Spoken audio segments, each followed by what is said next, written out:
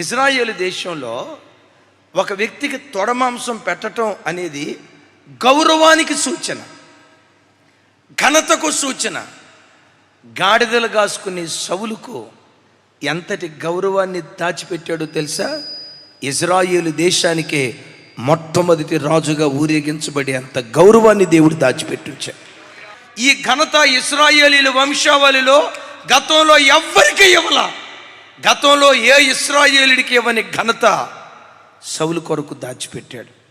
విశ్వసించండి, మీ తల్లి వంశంలో, మీ తండ్రి వంశంలో, మీ పూర్వీకుల వంశంలో ఎవ్వరికి గతంలో ఇవ్వని ఘనత నీకివ్వాలని నీ కొరకే దేవుడు దాచిపెట్టించాడు. అది నీ తండ్రి అనుభవించలా, అది నీ తల్లి అనుభవించలా, తల్లిదండ్రులు అనుభవించకపోవటమే కాదు, పూర్వపు వంశవృక్షంలో ఇజ్రాయేలీల 430 సంవత్సరాల న్యాయాధిపతుల చరిత్రలో, అసలు అబ్రహాము కాలం మొదలుకొని సుమారుగా 1000 సంవత్సరాల చరిత్రలో ఇజ్రాయేలీల చరిత్రలో రాజులు లేరు.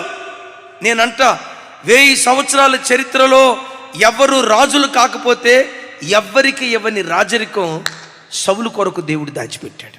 నీ పూర్వీకుల్లో ఎవ్వరికి గతంలో ఇవ్వని ఆశీర్వాదం నీ కొరకు దేవుడు దాచిపెట్టాడు.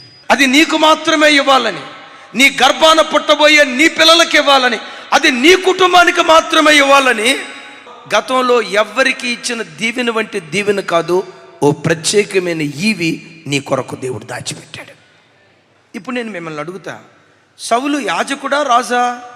యాజకుడికి ఏది చెందిందో యాజకుడి భాగాన్ని సౌలుకి ఇవ్వటం సమూయేలు ప్రవక్త ప్రారంభించాడు. గతంలో ఎవరికి ఇవ్వని రాణితత్వాన్ని దాచి ఎస్తేరుకి ఇచ్చాడు. యెషే గోత్రంలో ఎవరికి ఇవ్వని రాజసాన్ని దాచి దావీదుకి ఇచ్చాడు. ఎవరికి ఇవ్వని లోకరక్షణ కార్యం తన ప్రియ కుమారుడు యేసుక్రీస్తు వారికి దాచి ఆ దేవుడు అనుగ్రహించాడు. వాళ్ళకిచ్చిన దేవుడే, విశ్వసించండి, నీ కొరకు మాత్రమే కొన్ని ఈవులు దాచించాడు ఆయన.